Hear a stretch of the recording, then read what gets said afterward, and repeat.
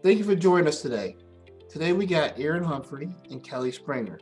Today's topic will be athletes and the healthy living and the nutritional choices that they choose and the lifestyle they live. So I would like to introduce Erin. Erin's going to be helping me answer some of these questions. We'll be partnering up to quiz Kelly on her knowledge and get some information and learn from her. So Erin, can you introduce yourself? Yeah, sure. I'm Erin Humphrey, and I live here in Auburn, New York, and I grew up in Skaneateles, actually. Kelly, are you in Skaneateles? I am, yeah, and I grew Awesome. up in Cool. Auburn, so we Oh, flipped. great. Nice. So, yeah, and I have a background in permaculture, which is a holistic design system. Often it relates to regenerative agriculture, and I'm a farmer and a landscape designer. So I'm very interested in perennial landscapes and ecological design for community health. So Kelly, a lot of people, I've been following you for a while and listening to some of the, and some other podcasts, but for the people that don't know you, would you like to introduce yourself? Sure, I'm Kelly Springer. I'm a registered dietitian and the owner of Kelly's Choice. So our whole background and premise is getting people to eat real food.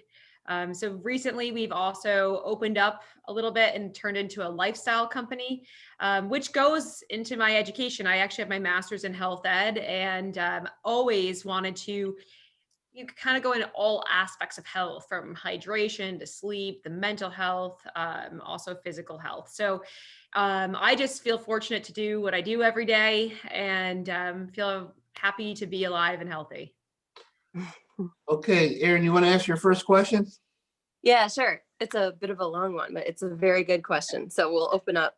As of 2019, according to the CDC, 13.7 million children and adolescents are affected by obesity. Of course, this can be caused by a lot of things, but there's definitely an economic and educational influence at play here. The CDC also reported that with the increasing level of education of the household, the prevalence of obesity decreased. How can we teach young students and athletes, especially from households that have lower education level and income level, how to make healthier nutritional choices within their financial means as young adults? I think that's an excellent question. So, this is where I get back to the fact that nutrition education is still not being taught. So, I give the analogy kind of like your car. So, we drive basically every day, right? So, we drive our cars, but we're not expected to know how to change a tire, do your oil, change out a transmission, right? And so, we're expecting people to know how to feed themselves just because we eat, right? We eat multiple times a day, and but the education was never there. So this is where my frustration goes back to the school districts and to the sports teams and everything else of it's so simple to have a registered dietitian to come in to work with the parents and to work with that school to give this education. And we've been lucky to be able to do this in multiple school districts like Mexico School District. We also been working with JD, who's on here, going into Skinny Atlas. But there's still some type of pushback, which is really interesting to me as you see like the CDC just mentioning that the increase in obesity, right? And with just simple educational tools, we could change that around. And so this is where I really feel, and I'm hoping like my whole goal is population health, and my whole goal is to educate the world. So, how do we do that, right? How do we push into these schools? How do we get administrators and coaches? And how do we get them to understand that it's these little simple things that could be taught during the school day or at the field that could truly impact these players and these students? You know? Absolutely. So, Kelly, let me ask you a follow-up question to that. Um, Mhm. so if we have a parent come to us and they say, my son's a picky eater, okay? Um, it's always the processed foods and it's always the the processed foods and the fast foods and all this stuff. How do we cope with that, especially with our busy lifestyle? Well, in this house, we have a 2-bite rule. So since the kids were teeny, so my girls are now 15 and 13. soon to be 16 and 14, which is crazy. But since they were little teeny tiny, we had a 2-bite rule, and they had to try 2 bites of everything that we were eating.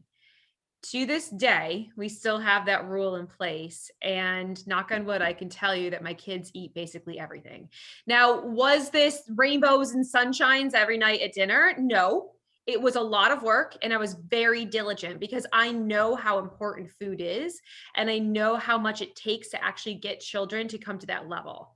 Also, something to let you know is that as we age, we also lose some taste buds. So something that tastes really potent and strong to a 2-year-old is going to taste different to someone who's 16.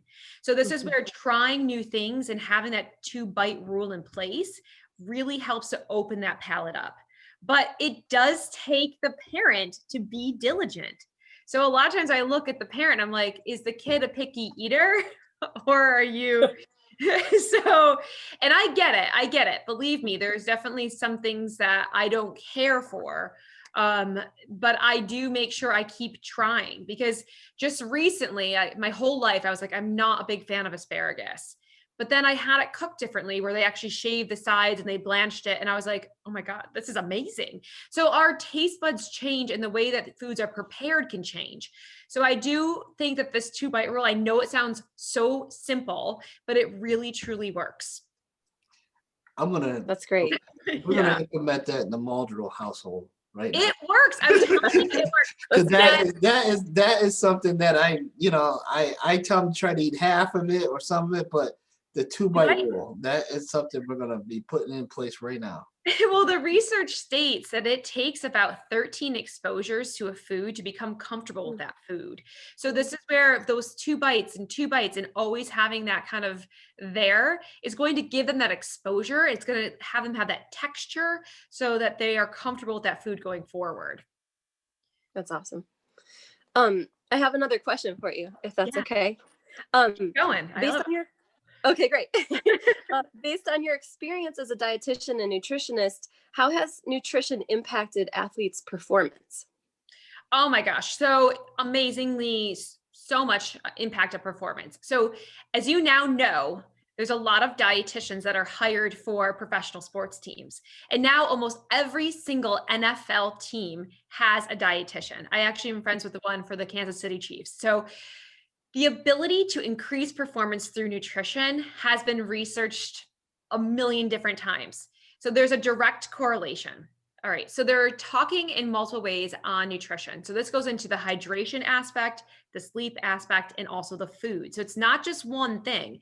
It's basically like this whole mobile of different factors that are going to affect performance. So let's talk about sleep first. So sleep. Think about your cell phone, right? What happens if you don't charge it completely at night? What's going to happen to it during the day? It's going to die. It's going to die. So that's the whole thing. So sleep. And so when we're talking about student athletes, how much sleep are they getting? Right? Direct correlation to that performance. Now, getting into hydration. I was really lucky a few years ago. I got to go out to Colorado and go to the Olympic arena and work with dietitians out there. Do you know that they're actually testing the urine of the NFL players before going on the field? And if their urine is in the dehydrated state, they actually get deducted in pay. That's how critical hydration is to performance. So by making sure that we have that hydration evenly coming in throughout the day, it's truly going to increase that performance. And it seems so simple that it's hydration, right? But it's actually direct correlated to your performance level. And then into my favorite topic of food, right? So then getting into food and how performance and food are directly correlated. So when we're talking about blood sugar, for instance, and we're talking about, so this is where it gets kind of confusing for athletes. What happens is if they have, you're talking about some junk food, right? Let's say they go out, they're like, I'm just going to eat Fritos and junk food and donuts. What happens to them is that their blood sugar increases. So that means that there's sugar in the blood. What happens very quickly is that it gets absorbed into the cells and blood sugar dips low. The high and the low are going to decrease performance. So really, truly trying to educate the performer that we want to maintain blood sugar levels. Now, how do you do that? How do you maintain blood sugar levels to increase performance? Well, there's a couple different factors. Number one, getting regular scheduled meals. So making sure we have a breakfast, a lunch, and a dinner. There can be a few snacks in there as well, but every time we go to eat, there should be a fiber source and there should be a protein source. So when I say fiber, a lot of people in America are like, I know it's good for me, but I don't know how to get it, right? Do you know, like, are you in the same boat? So, all right. So fiber comes from a couple different sources. It comes from whole grains, which means it's going to say 100% or whole on the box. It's going to come from fruits and from vegetables. Also beans, they're a fantastic source of fiber. Also like avocados. Okay. So different ways to get in fiber. So at Kelly's Choice, we really tried to have people have about 5 to 7 grams of fiber per meal. That's going to stable out blood sugar levels. And then protein will help too. So getting around 10 to 30 grams of protein with this fiber-rich source is going to maintain blood sugar levels. Now, it doesn't matter if you are a student athlete, a pro athlete, or if you want to be higher performing in your work site, this works across the board. We even have worked with children that have ADHD, and by maintaining these blood sugar levels, we can find that those symptoms decrease. So in every person that we're working with, we're trying to maintain these blood sugar levels to increase performance across the globe, basically, right? So protein and fiber sources evenly throughout. And so think about those snacks as well. Think about the Fritos and the Doritos and the donuts and all of that. When we're trying to pair fiber and protein together, even for snacks. So think about like celery and peanut butter, an apple with almond butter. We could have a handful of nuts and a banana. So we're always trying to get some type of protein with that fiber, again, every time we eat. Okay. So direct correlation to performance, because if you're up or down in blood sugar, you're going to have a decrease in performance.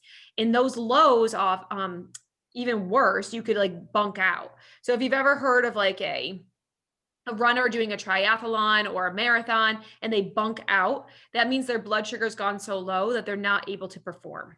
Wow. So it's amazingly cool. And then like, I know this is going on a run-on sentence here, but then even getting into vitamins and minerals. There's been a lot of talk about vitamins and minerals over COVID. And I was actually just listening to another podcast right before this started, and making sure that we have the vitamins and minerals that we need. So what does this mean and how do you get them? Well, this is why, again, with the fiber-rich sources like our fruits, vegetables, and whole grains, they're going to include a lot of the nutrients that we're looking for. So vitamin C, zinc, potassium, calcium, vitamin D levels, these are all also going to increase performance because they help boost up our immune system, they help with our serotonin levels, they help keep us healthy. So this is where we want this perfect combination of fiber-rich sources and proteins coming in so that we're ensuring that we're getting everything that the body needs. Let me ask you something. Kelly's Choice, right? Do you create these meal plans for student athletes, or like what services that you have to complement these people that struggle with these type of issues? We do, but you know, honestly, it goes back to the education. So if I handed you a blank meal plan and was like, here you go, this is everything you should be eating, you may be able to follow it for a little while and be like, okay, this is really great and wonderful, but there's no why behind it. So when I teach you the reason why, when we break down carbohydrates and I say, this is why you're going to have whole grains versus these refined, you're more likely to do it. Or when I explain to you what fruits and vegetables actually do in the body to like neutralize free radicals and how it works and what happens and give you the reason why, you are more likely to sustain that. So I'm fine with meal plans. I'm fine with giving people direction in the way of like what foods to put together. But the way that I would rather do it is to explain and educate you first on the basis of what we're doing and why we're doing it. So so if you would do it like a family meal plan, or is it? We love working with families. Okay. So it's great working with families because they all influence each other, right? And who's buying the groceries? Because if you say to the kid, this is what you need to eat, and the mom's bringing home whatever, or the grandfather, or whoever's making the meals, what I'm saying to the child may not happen in the home. So that's where having the whole family on board is the most impactful way to go. And we talk about the other thing is too, I don't really like just blank meal plans, because if I put these types of foods on there that you don't eat, well, where are we going? So let's figure out, what does everyone in the family like to eat? What are some choices that we can get? Let's start putting down maybe some protein sources, some fiber sources. How are we going to get hydration? Let's work together as a family to see like what foods, because I bet there's a ton of foods that you actually like, even if you're a picky eater, like you said, that we could put together. But if I just hand you some blanket meal plan, I mean, you could pull that off the internet, right? So this is where understanding and working with them on that one-to-one basis and with that family to see like what, who's working, who's cooking, like what are meal times? Like, today I just stopped, after I worked out, I went and picked up a rotisserie chicken and some bagged salad, so that when my girls get home from swim practice, and I know I have private practice until 7 o'clock tonight, they can whip up some chicken and make that salad. So, but it's not, they don't have to cook. It's just, they have to kind of put together.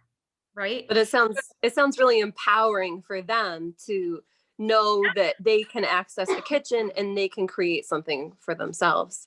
Right. Right. There. Yeah. And Erin, it's interesting too. I've actually had my 15-year-old start doing Instacart, because there's she's taking ownership of it. Right. So like if she's getting those peppers or getting those cucumbers, again, she's more likely to eat it because she's the one who picked it out and has it in the house. And, it's kind of, she's making the decision. So it's been really neat to see her do this. And like for life, she's learning what groceries put together, or did I buy too much of this? Or she's learning a lot through this process. And it's honestly helpful to me as well. That's great. I have a very different question on a sort of side note here, but it's a really important thing that I think affects a lot of teenagers and young people. Have you ever come across athletes where they use performance enhancing drugs and they were able to utilize nutrition to overcome those issues that come with abuse and drug use? Yeah, I mean, we've seen it all, right? I mean, we've seen it all, from people taking things where you're like, what is that? Or, so this is where, again, bringing people back to real food and giving the knowledge of what you're taking. So still to this day, like on the drug aspect, we don't see that as much with teens and like, these student athletes. We see it more with the weight builder arena. So not quite in like the same realm that we're in. And a lot of the weight builder people are not going to register dietitians for help. They're doing they have their own thing happening, which it's tough. I know I've seen people go through it and they're definitely not asking a dietitian for advice. They're doing their own wacky thing. Right. Ryan's like, yeah. So, but when we get into, and I'd like to talk about supplementation, I really want to talk about this, because still today, most of our supplementation is not regulated by the FDA. So if you're getting, and I say this example, I had a cousin come to me and he's like, Cal, like, I really want to get like buff and like, I'm taking this stuff. And I was like, okay, bring it into me. Let me see what it is. So he brings it into me and he's like, I'm taking maize. And I was like, do you know what maize is? Corn. Corn. It's corn. And I was like, okay. So wait a minute. So you just paid $40 for like even the stuff that like cows won't eat. Like, I don't even know what this is in this thing. You know what I mean? So this is where like, just like understand like what you are taking. And also when we get into supplementation, do you need this much? How much should you be taking? And this is where I get very leery of supplementation, and not that I'm against it, because I feel in some situations that supplementation is necessary. So for instance, if you don't eat meat, say you're a complete vegan, and we're seeing more and more athletes going vegan, But if you don't understand how to put together the nutrients of being vegan, of putting together iron sources with vitamin C sources for that uptake, or if you don't understand how to get all of those omega or amino acids or your omega 3s, then this is where supplementation would come in handy, right? So if someone with a vegan diet is maybe not getting what I feel they need, then I would supplement with a vitamin B12 and with an iron source. So, but then I would make sure I'd know their blood work so that they weren't getting something that they didn't need also. So this is where, supplementation should be very thought out and carefully planned, because there's a lot of times you can get what you need from food. But just, I see a lot of kids come into me, especially like the 16-year-old boy who wants to get buff, and he's taking, 80 grams of whey protein each meal. Well, that's going to have an effect on your kidneys. It's too much. Your body can't handle it. So this is where understanding and like putting it in a way of like, okay, let's make sure we have a good fat source that's going to give you those calories. Let's mix it in with these great protein sources and these vegetables. And then let's go with a workout plan that's actually going to get you muscle. So this is where understanding how it goes together, because just by taking 80 grams of protein, you're not going to get big. You're not going to get buff. So this is where nutrition is confusing. And that's why it's a 7-year degree. So it's like, and we are continuously getting new education thrown at us. But that's where working with a registered dietitian can be extremely helpful. That's great. So yeah, and what I hear you saying is I guess before I go on to the next question, just fundamentally getting back to a relationship with real food. And I think our modern culture has just so we've divorced ourselves from the process of preparing and even growing and harvesting real food and knowing where it comes from, and then just letting that, give us the nutrition and sustenance that we need. But so my next question is, if that's okay, in your opinion, what are some of the things that could be implemented in schools that would benefit these young students and athletes, not just during their education, but into their adulthood? Well, education. So it is in 4th grade, it is a part of the curriculum. So I really feel at that moment that a dietitian should be hired to go in, and doesn't have to be every single day. But if we could push into the classroom, teach nutrition education, because what was coming back to me from my own kids going through the system, and we've been in multiple school districts, so it's not just, I'm not knocking any school district, but some of the information that comes back to me is a teacher's opinion of what they think nutrition is, because they're not dietitians, they're not health experts. And, it's being thrown to them to teach this information.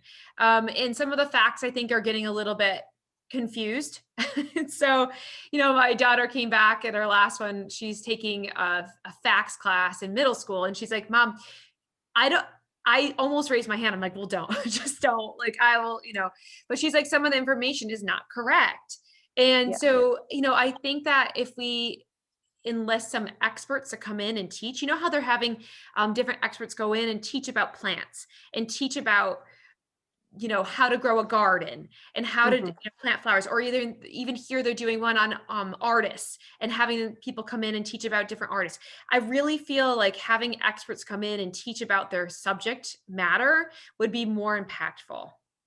So my goal, so when I got my health master's, what I thought I would do is to be hired by a school district to go and push into the classrooms just half hour a month and push in and teach health and wellness from all topics of health and wellness. And I was able to do that in my student teaching at Seward Elementary. And it was so unbelievably impactful. It was amazing. So I was pushing into each classroom about half an hour, and it was just unbelievable the knowledge these kids gained. And today I'm actually counseling one of the mothers who said, do you know your lessons still come up with my daughter, who is now 23 years old, and you are still like, what you were teaching them is still resonating with them today. So that's what I mean. Like it really is the time and the place to educate in those schools.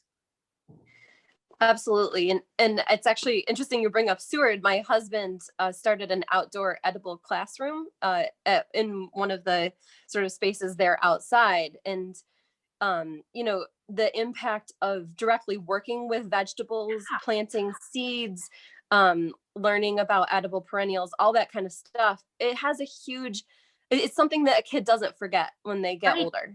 Yeah. Right. And same And with I think that really those learning about. the gardening skills are just amazing. Like, I absolutely love the fact that you take something and grow it. Like, I still remember growing beans in my 3rd grade classroom. I remember the beans going up the side and us being able to eat them and how cool that was. Like, and learning, and it's education, right? It's education. And we can tie back that education in the way of science, in the way of math, of measuring and doing things like that. We can tie it back into social studies and how we started with the beans and the corn and how they grew together, right? And the like, so we can tie all these things from all the plants and everything that we have in this education back into all the things that they're learning in school, right? So it ties back into even English, of writing about gardening and writing about nutrition. So there's all different aspects that we could wind this into. Absolutely. And I just think those are the kind of skills and the inspiration that can carry through into adulthood, and really get someone involved with their nutritional life and their food. Absolutely. So we have one more question for you, if that's okay. Yeah. Okay. Lastly, there have been studies done that show athletes that participate in sports with an emphasis on leanness to enhance performance or appearance are at greater risk for eating disorders. What are some of ways that we can prevent this from being a lifelong struggle for a lot of these young athletes? Yeah, that's a tough one. So when we're talking like the track and even so we're dealing with wrestlers right now. And it does lead into some disordered eating. And so understanding what that looks like. So we were just talking to a varsity coach for wrestling just last week. And he said with education, the kids that have education are able to have a stable weight throughout the entire season. The ones that don't have education will lose and gain 10 pounds on a weekly basis. So that puts, a lot of different pressure on the heart. It can affect the gallbladder. It can affect all different parts of your body. And so again, going back to that education of why it would be so impactful to make sure you're maintaining that weight versus doing these shifts. And so even when we get into track, of making sure again that you need to have these certain nutrients and vitamins and having stable meals throughout the day. So again, it just goes back to the education versus leanness and performance. So if you are able to stabilize your weight and keep it throughout the season, you're going to have a higher performance versus a drop and shift, so that's where, it's tough. Like, we really like the wrestling and the track are like my 2 main focuses right now, with nutrition, because it is impacting the majority of the kids. We just had an awesome intern with us from Syracuse University who did run track. She's going to come on with us. Her husband's actually the coach at SU for the men's track. So we're diving into that pretty heavily, and just like really trying to do education around how to eat, how to keep that leanness and that weight that they need to, but do it in a healthy manner. I would imagine you really need like a team of people supporting each kid and helping them and trying to observe what's going on to sort of. Well, and I think it goes back to the parents. So this is where the coach said the kids that are able to stabilize that weight have parents that are bringing in the food in the house.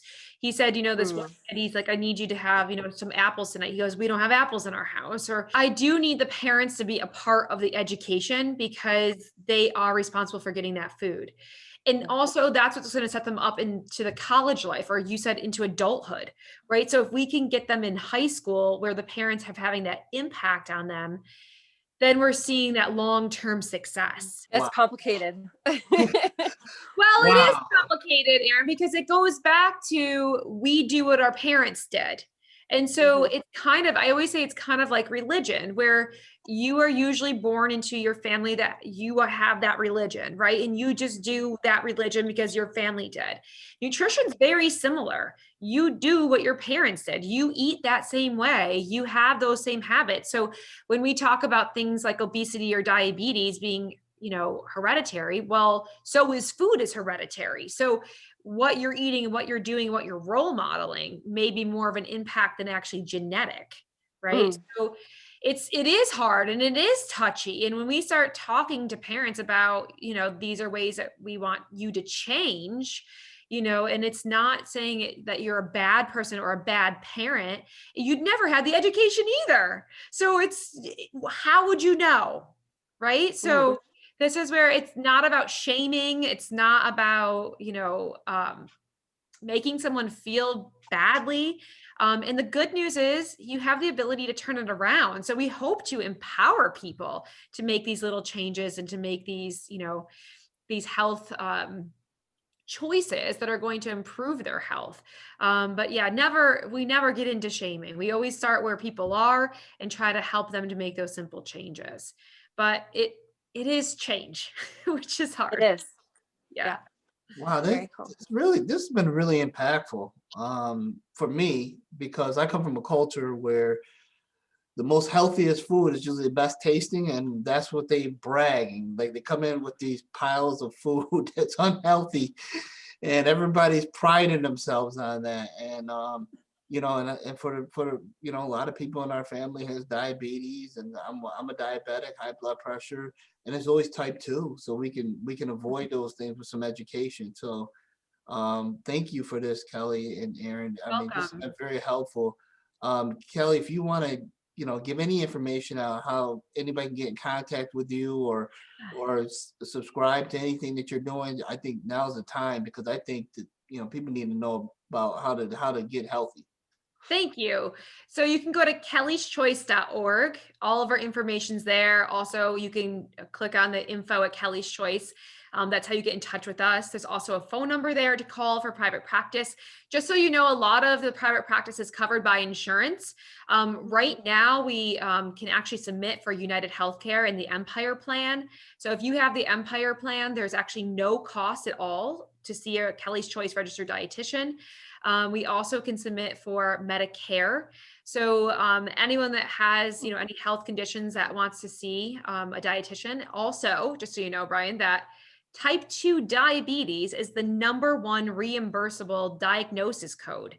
So anyone that has type 2 almost always has it completely reimbursed by their insurance. Wow. Thanks for telling me that. Yes. And in most cases, a very high percentage, over 90% of type 2 diabetics can reverse their type 2 diabetes. So just wanted to leave you with that little knowledge, but definitely check us out at kellyschoice.org. Follow us on social media. We're very close to reaching that 10,000 goal on social media that we need to swipe up. So definitely follow us on social media. It's @KellySpringer_RD. Because we want to reach that. But I really appreciate you having me on today. I want to help people. I love what I do. I feel fortunate to be in this field, and I greatly appreciate things like this that help get the knowledge out. Well, thank you. Thank you so much, Kelly.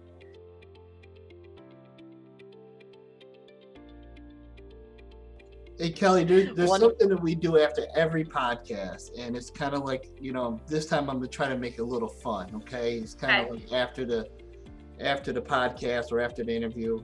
We haven't named it yet, but that's what we do. So if I was to come to your house, is there anything unhealthy in there that I would find that you would not want anybody to know?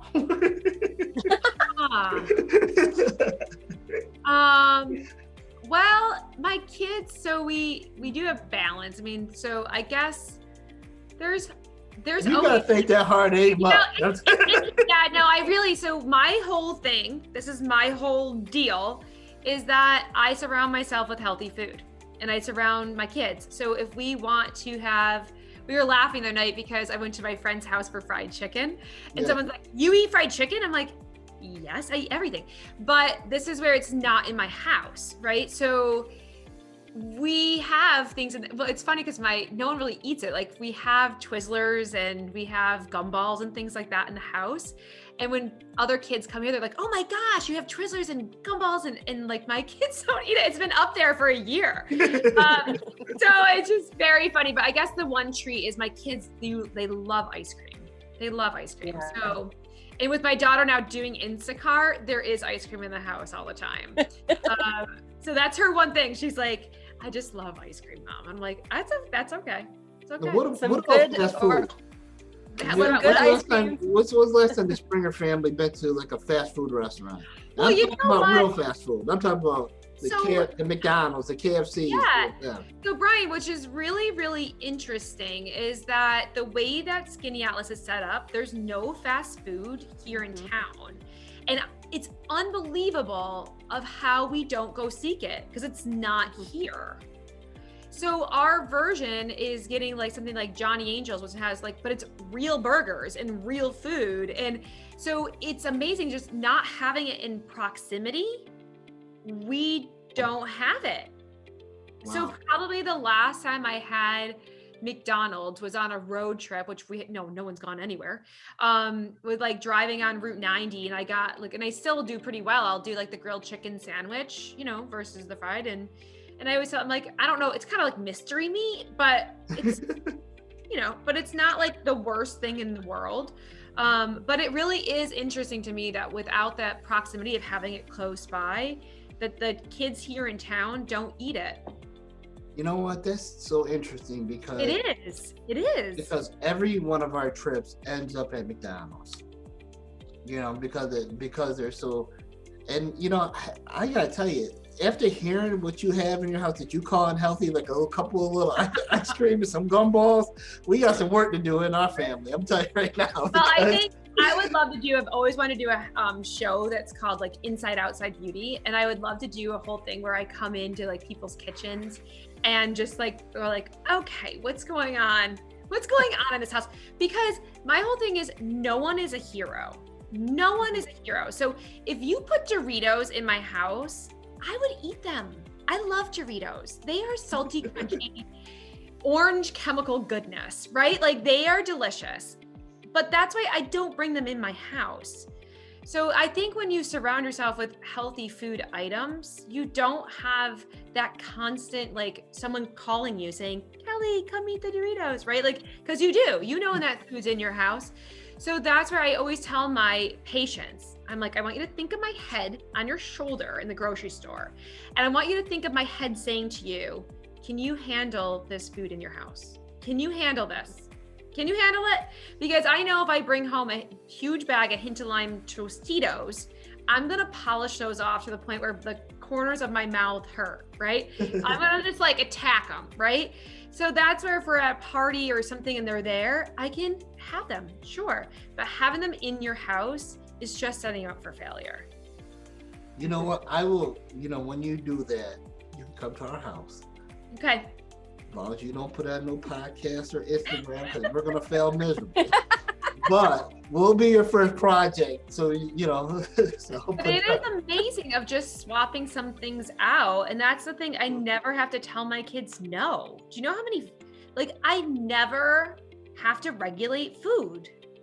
And it's just a whole level of angst, I think, that parents go through. And I don't. And through COVID, we're all home. My kids still are only going to school 2 days a week. And so I don't have to regulate food. All right. Well, thank you guys. Thank you for joining us. See you next time.